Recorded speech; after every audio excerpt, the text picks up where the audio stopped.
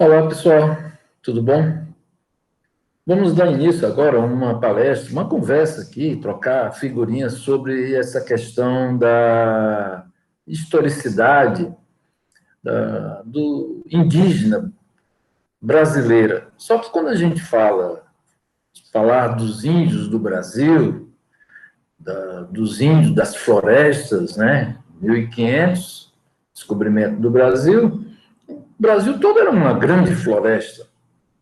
Então, falar dos índios das florestas brasileiras não deixamos de pensar no contexto das Américas como um todo, principalmente a América Latina, visto que dentro desse bojo, desse contexto, estão também os índios, as matrizes indígenas que viviam nas Américas, né? Que tiveram o mesmo tratamento pelo colonizador hispânico-português quando aqui chegaram nas Américas. Então, vou dividir com vocês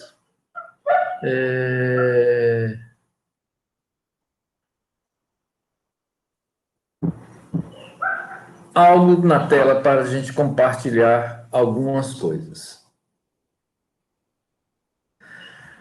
Nós temos a ideia de que aqui no Brasil toda essa questão indígena, ela é, de certo modo, interpretada como se o governo, como se as tribos aqui dos índios no Brasil tivessem um tipo de governo, um tipo de estatização, né, um tipo de domínio, de chefia, onde todas essas tribos viviam de uma forma comunista, né, onde existia um Estado, um poder central, um chefe, e esse chefe mandava em todos os seus subalternos, né, essa questão hierarquizada, né, da hierarquização política das tribos. Mas não é bem assim.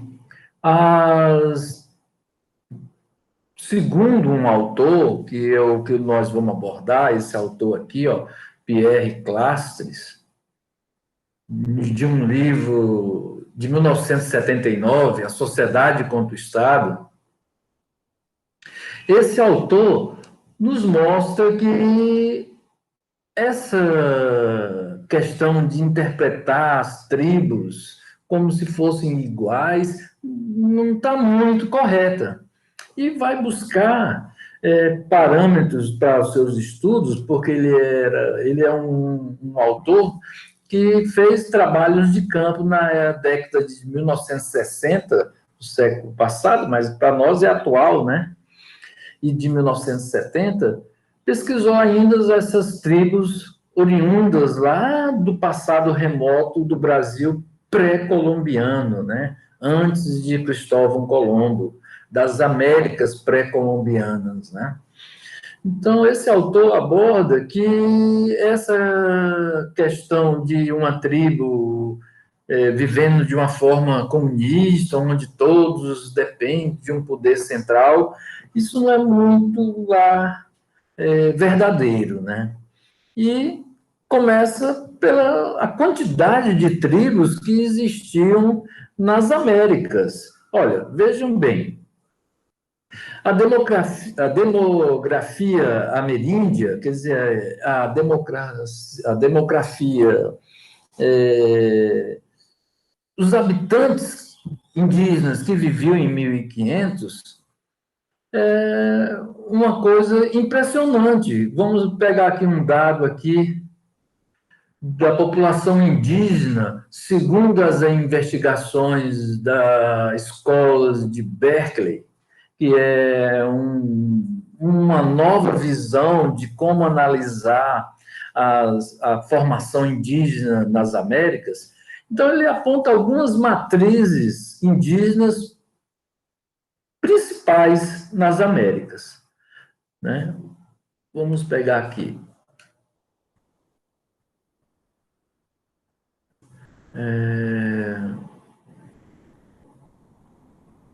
Então, nós temos aqui, ó, na América do Norte, na altura do México, os astecas. Na América Central, os maias. Aqui na Cordilheira dos Andes, toda essa cordilheira aqui da América do Sul, os incas. Os guaranis aqui, na região sul do Brasil com o Paraguai. Os Yanomamis, que são aqui da região norte, que são do Caribe, oriundos do Caribe, índios aqui do Caribe. E os tupis, que são todos esses índios que viviam do litoral do Brasil, desde o Pará até o Rio Grande do Sul. Vejam só, essa população indígena,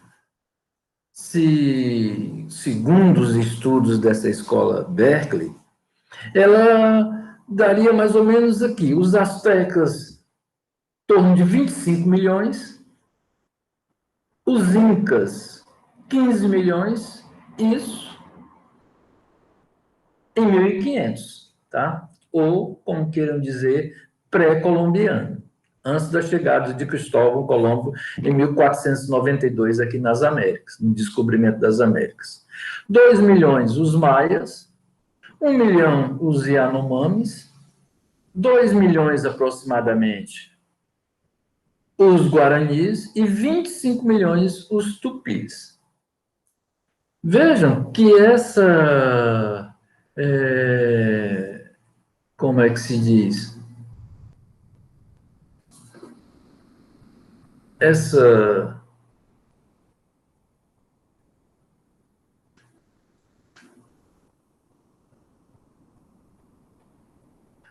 matriz indígena brasileira, ela está muito focada em 3 grandes matrizes. A Tupi, que é essa da região litorânea, da floresta da Mata Atlântida, e era uma floresta muito densa, eles viviam à margem da floresta Atlântida, não entravam muito aqui para dentro do cerrado embora existissem algumas matrizes aqui, como os bororós, os tapajós, mas as principais, as que têm maior número, a Tupi, a Guarani, que vem nessa região aqui, região sul do Brasil, com o Paraguai, Uruguai, um pouco da Argentina também, e os Yanomamis, que vêm da Venezuela, do Caribe, mais ou menos aqui no norte, no extremo norte do Brasil. Vejam que os tupis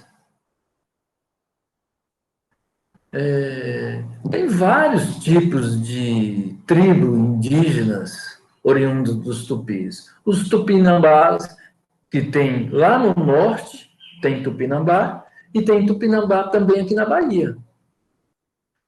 Tremembé, que tem aqui no norte, no Maranhão, que é onde é a matriz mesmo, Tupi, é no Maranhão, tá? A origem. Também tem aqui em Santa Catarina. Os potiguaras, que estão aqui do Rio Grande do Norte e do Ceará, Tabajaras, que estão aqui da Paraíba, Caetés, no Pernambuco, Tupinambás, de novo aqui da Bahia, Tupiniquim tem na Bahia e também tem aqui em Santa Catarina, Aimoré, aqui no Espírito Santo, divisa com a Bahia, tem os botocudos, os aimorés, os goitacás, aqui na região ali de Campos de Goitacás, Rio de Janeiro, Tamoios, em São Paulo, Tupiniquins. Então, muitos tribos oriundas do Tupi. Então, para Clastre, quando ele analisa essas tribos indígenas, ele mostra que existia aproximadamente nas Américas como um todo, nas Américas, aproximadamente 35 mil tribos espalhadas na América do Sul, em especial. Ele nem conta, ele nem aborda no livro a quantidade de tribos que existiam nos astecas, nem nos maias. Ele aborda mais os incas, os tupis, guaranis. A quantidade de tribos que existiam nessas três matrizes indígenas ultrapassava a casa de 35 mil tipos de tribos na época pré-colombiana. Então, essa matriz indígena Guarani, para vocês terem uma ideia, ela se dá aqui nessa região. Ó. O Brasil está aqui, um pouco do Mato Grosso, do Paraguai, da Bolívia, da Argentina e do Rio Grande do Sul, um pouquinho do Uruguai. Então, eles viviam nessa região do Rio Paraguai, aqui do Rio do Plata. E vejam bem, esses índios, eles eram, essas 35 mil tribos, elas não tinham um comportamento, o mesmo comportamento, a mesma sociedade, a mesma dinâmica política de poder. Ela era diversa. Então, tinham tribos que eles eram coletores, outras tribos eram caçadores, e desmistificando um pouco essa ideia de que os índios não plantavam, não exerciam agricultura aqui no Brasil, isso é uma falácia, porque os índios já praticavam agricultura. Porque, vejam só, a floresta era muito densa, era virgem. O alimento dentro da floresta, fora a caça, era muito, digamos assim, difícil de buscar. Então, na faixa litorânea, aqui, os tupis, eles não entravam muito na floresta. E aqui, algumas tribos já praticavam a coleta de alimento através da agricultura. Tá? Então, não era muito assim longe de alcançar algumas tribos, de verificar que algumas tribos eles eram agricultores. Então, mudava um pouco a estrutura da questão de poder. Já não existiam, eles não eram tão... Eles eram guerreiros, eram lutadores pelo seu território e tal, mas eles eram também homens que eram mais voltados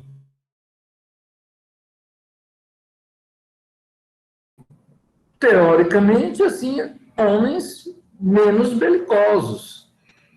Os mais belicosos eram os caçadores, eram os desbravadores que entravam para caçar. Então, existiam modelos de tribos que eram menos belicosas, outras mais belicosas, outras que tratavam essa questão dos relacionamentos entre as tribos de uma forma mais harmoniosa.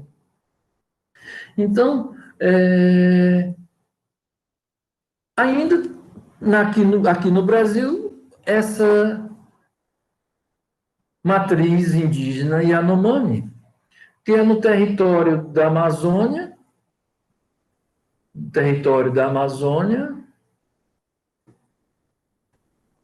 né, onde o Rio Amazonas está aqui, ó, o Rio Amazonas, e eles dividiam aqui um pouquinho entre a Venezuela, o Amapá, as Guianas, ok? Então, com tribos altamente nômades, vivendo dentro do território, tanto os guaranis, povos nômades, vivendo dentro do território. Para vocês terem uma ideia, a população em 2005 dos guaranis? 94 mil em 2005. Quando a gente verifica, em 1500, os guaranis eram 2 milhões de pessoas, para 94 mil, né, juntando Bolívia, Paraguai, Rio Grande do Sul, Uruguai, um pouco da Argentina. Esse território onde estavam os guaranis em 1530 foi reduzido a uma população de nada mais do que 250 mil pessoas. Vejam só a discrepância, o que mais. Como é que a gente pode analisar, através dessa escola de Berkeley, como foi devastadora a colonização ibérica aqui nas Américas, né? A colonização dos portugueses e dos espanhóis aqui na América.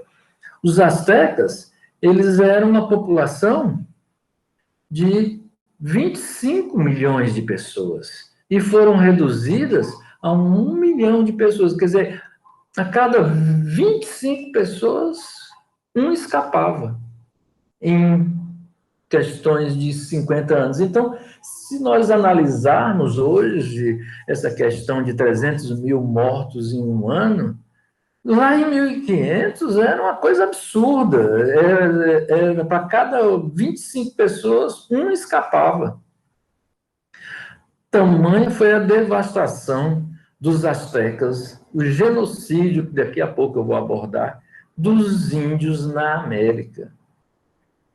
Las Casas foi um defensor da não matança dos índios na colonização. Alguns os criticam porque ele escravizou, ele tinha um escravo índio escravos índios nas suas dependências lá, mas depois ele até aboliu. Mas ele foi um dos defensores, tem um grande... vocês podem escrever Sepúlveda versus Las Casas. E vocês vão ver que... deixa eu ver se tem aqui o nome Las Casas para você. Las Casas. Era o nome de um padre que defendia a questão de não escravizar os índios. Então, houve um debate, um julgamento, onde Sepúlveda vence e Las Casas perde, mas mostrando para os europeus o quanto era devastador a escravização do indígena nas Américas como um todo, não só aqui no Brasil, mas na toda a América Latina. Que ainda não era América Latina porque são conquistadores que falam língua oriunda do latim, né? Português e o espanhol. Então, vejam só, os tupis eram 25 milhões aproximadamente, ficou 2 milhões. Os incas, que eram 10 milhões, ficou 1 milhão em 30, 50 anos. Os Yanomamis também foram devastados, muito por essa questão epidêmica, né? A varíola, ela foi, assim, contaminou os índios e matou, assim, milhões e milhões de índios. Fora, aqui nos astecas, foi mais também pela questão da mortandade mesmo, pela espada, né? Pelo sacrifício dos índios na escravização, trabalhar até morrer sem se alimentar. Então, houve um genocídio. E a gente pode entender que isso foi um genocídio. Nos dias de hoje, nós temos um autor, o Jacques Semne. Ele tem um livro que ele escreveu para dizer o que é um genocídio. Isso pós-guerra, pós-Segunda Guerra Mundial, quando teve essa questão do estudo sobre o que aconteceu na Armênia, lá, né, de 1 milhão de judeus, só sobrou 100, né, de católicos, desculpa. Só sobraram 100 mil. Então, eles foram massacrados pelos turcos otomanos, que eram de uma outra religião, a religião islamita, né, islâmica. Então, nesse livro, ele aborda alguns genocídios na história. Eu peguei o conceito dele de genocídio porque ele é bem atual e mostra que isso também foi praticado lá em 1500 pelos conquistadores espanhóis e portugueses aqui na América. Então, o conceito dele é de purificar e destruir. Então, você sabe que tem um genocídio quando você percebe que existe uma questão de exterminar uma população de um território, você extermina aquela população, né, de humanos naquele território, depois, que pode ser por questões religiosas, raciais e políticas, no caso, aqui nas Américas, foram as três. Foi uma questão racial, religiosa e política, porque existiu uma questão econômica muito forte aí, um poder político muito forte do Estado da Espanha e de Portugal, querendo as riquezas naturais desses territórios. Então, o massacre é justificado, e isso Sepúlveda justifica, né, a carnificina e a mortandade, o extermínio dessas pessoas como uma coisa natural. Então, se extermina, se destrói a cultura local daquele território que vai ser dominado, destrói toda a cultura e purifica. Essa é que é a grande sacada, a purificação do território, colocando outra raça, outra etnia racial dentro desse território. Então, o que aconteceu aqui nas Américas, aqui na América do Sul, como um todo, e na América Central, né, na América Latina, foi nada mais, nada menos do que um grande genocídio, o maior genocídio da história. Pois bem, dito isso, então, coloquei para vocês como um texto complementar desse autor aqui, do Pierre Classes, do livro A Sociedade contra o Estado, um texto onde ele vai mostrar uma tribo, os Guaiaque, lá na divisa do Paraguai com o Brasil, descendentes dos guaranis, né, guaranizados, como se queira dizer, ele mostra na sua etnografia, quer dizer, ele foi no campo, ele foi lá verificar, olhar, ele era muito um etnógrafo, um antropólogo, apesar da formação dele ser filosofia, ele foi em campo, quer dizer, foi registrar, fazer uma etnografia do que estava acontecendo lá na América do Sul, né? Saiu da França, veio aqui para o Brasil, ele era muito influenciado por Lévi-Strauss, que é um antropólogo, se não um estruturalista, o que mais, digamos assim, da antropologia contemporânea, é o que mais se destaca, no meu ponto de vista. Ele é fantástico, Lévi-Strauss, tanto na parte antropológica, da antropologia política, como da antropologia social, né, que estuda as etnias de uma forma estrutural. Lévi-Strauss Ele é o grande pensador da antropologia. E esse autor clássico, ele é muito influenciado pela obra de Levi-Strauss. Então, coloquei esse texto aqui para vocês, que vem desse outro texto aqui, ó. Para o autor, essa cifra de pessoas mortas ultrapassa a casa de 80 a 100 milhões de almas perdidas, como diz na conquista espanhola, tá? Berkeley é a escola onde se traz esses dados. Ele se baseia nessa demografia aí como estudando o território.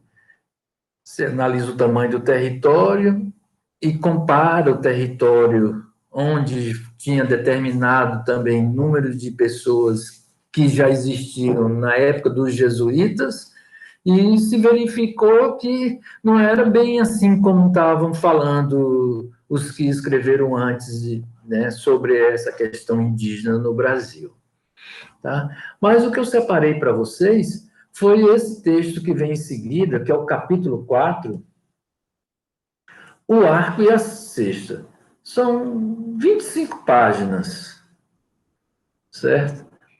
Mas eu fiz uma síntese do texto e coloquei esse texto para vocês em 2 páginas e pouquinho, onde mostra a diversidade cultural e principalmente essa questão do poder político nas tribos. Dando um exemplo de uma tribo, como é que era esse contexto social dessa tribo? Nesse texto, eu mostro que existia um poder onde ele era compartilhado entre toda a esfera social daquela tribo. Não existia um poder centralizado, alguém mandando, um chefe de uma tribo, um cacique mandando naquela tribo. E existiam tribos assim, mas estou mostrando que também existiam tribos que não eram assim, onde o homem e a mulher eram divididos pela questão, a divisão social do trabalho, a divisão do trabalho. Tá? Então, leia um texto e, baseado nessas informações que eu passei sobre a quantidade de índio, de tribos, de matrizes, eu não coloquei todas as matrizes, tem centenas, né? Coloquei as principais matrizes, as que eram mais populosas na América Latina e no Brasil, especialmente, as florestas brasileiras, né, no início da sua colonização, as que tinham maior população, que eram os tupis, os guaranis e os yanomamis, que hoje estão tudo centralizado, Tupi e Guarani, dentro de uma grande leva, uma outra tribo aqui ainda resistindo, dos Botocudos, dos Aimorés, dos Guaranis lá no sul, e Tupi e Guarani no centro-oeste, nas reservas indígenas, mas antigamente não era assim. Eles eram bem distintos e bem separados. Tá? Então, leiam um texto, anotem algumas coisas importantes, as dúvidas de vocês estou à disposição para saná-las na medida do possível, e que vocês possam tirar um bom proveito analisando esse texto, onde mostra que homens e mulheres eram divididos pelo seu trabalho numa cooperação mútua, onde alguns conceitos que nós temos de não aceitar os diferentes, de não aceitar os outsiders.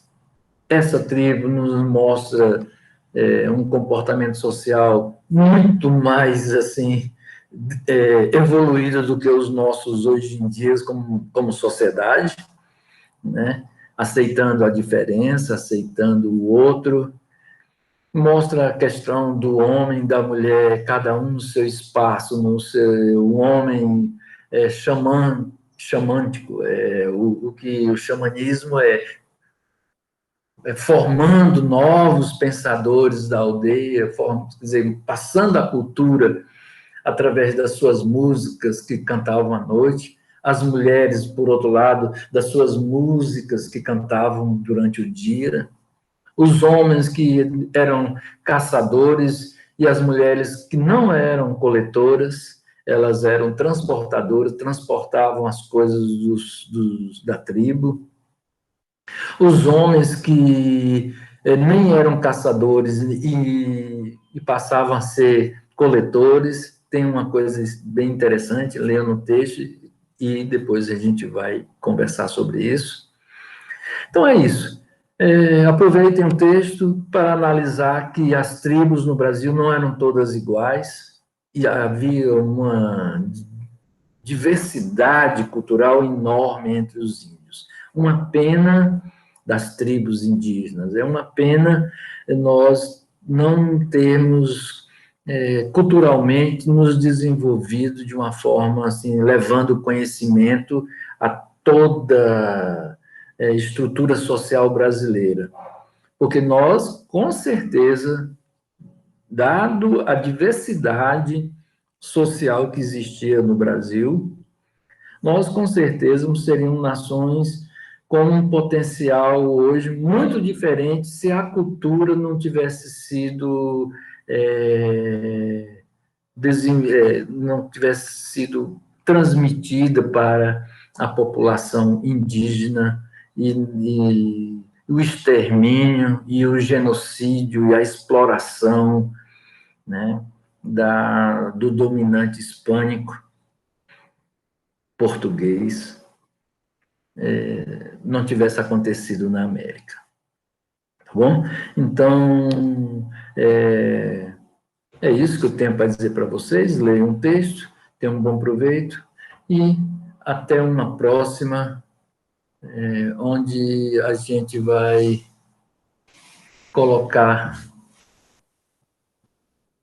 as nossas coisas, assim, as atividades, né, em dia. Nós vamos colocar as atividades, verificando duas questões, valendo nota, e num contexto interdisciplinar, onde o meu viés é antropológico, das ciências sociais, essa questão da antropologia política, onde você vai mostrar que as tribos não eram todas iguais, é isso que eu vou perguntar, e perguntar quais são o que é que aconteceu na colonização, né, ibérica aqui no Brasil, na colonização portuguesa em especial, qual foi uma das principais consequências da devastação aqui dos índios no Brasil, tá bom? Então, até uma próxima, espero que vocês aproveitem bem. Até mais.